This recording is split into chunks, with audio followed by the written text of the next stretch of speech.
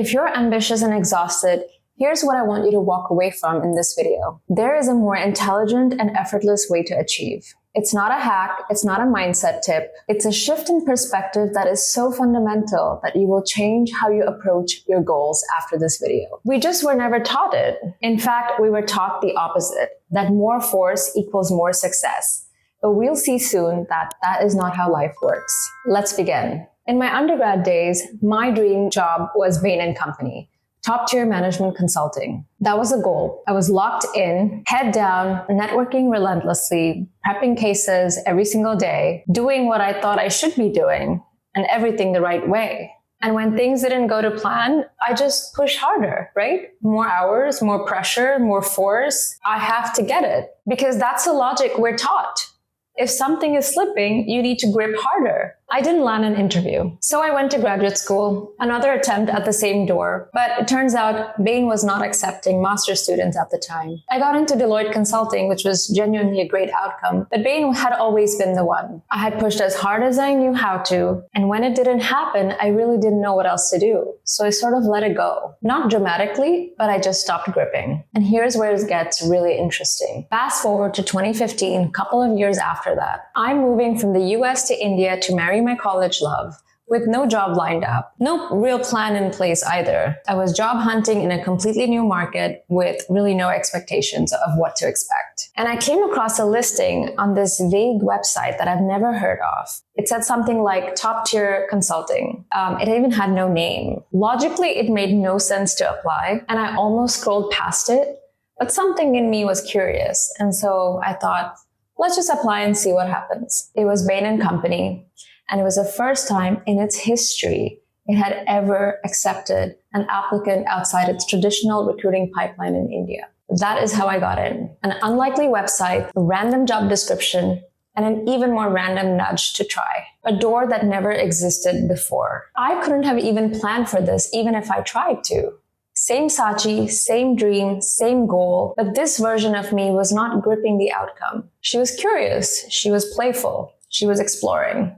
I've spent a long time thinking about what was really different the second time around. And it's what everything I'm going to share today is built on. These don't have to be serendipitous luck moments. These can become your norm, and there is a system behind it. Before we dive in, if you want to go deeper and get an email series with everything I'm about to say and even more, check out the Inner Lab, linked in the description below. It's completely free. It's an email series that's going to change the way you approach your goals forever. I promise you that. Watch this first, then go thereafter. Here's what I've come to understand about what was different the second time around. When you're gripping, you're living inside your head, and you're pushing a fixed plan on a dynamic and constantly shifting reality. And when you do that, you miss all the signs that are present in the moment. You can't see the openings, you can't see the signals, you cannot hear the nudges that your intuition is telling you to do. There's a 2nd century philosopher known as Nagarjuna who spent his life making one argument. Nothing has independent existence. If you remove a system from its environment,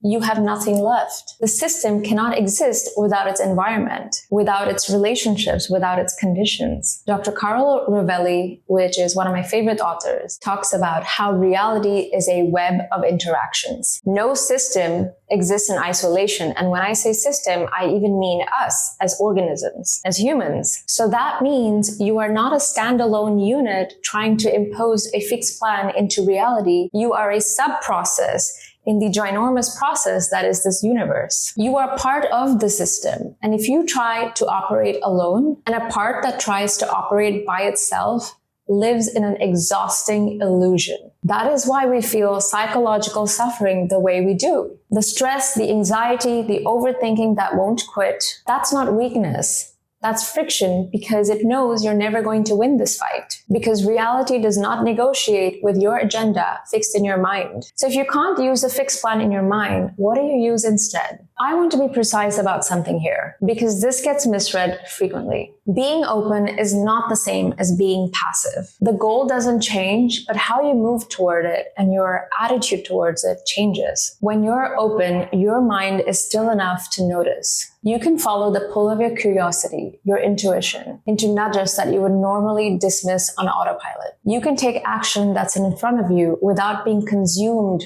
trying to control the outcome. Progress doesn't happen in a linear line. It unfolds, dots connect, a door appears that never existed before that you couldn't have planned for. When I look back at the most meaningful things in my life, almost none of them came from me gripping the outcome. They unfolded because I stayed open enough to notice what was happening in front of me. I participated in the unfolding intelligently. And that's what this video is about. The ambition doesn't disappear when you operate this way. Openness does not mean, sitting on your bum on a couch and just waiting for things to happen.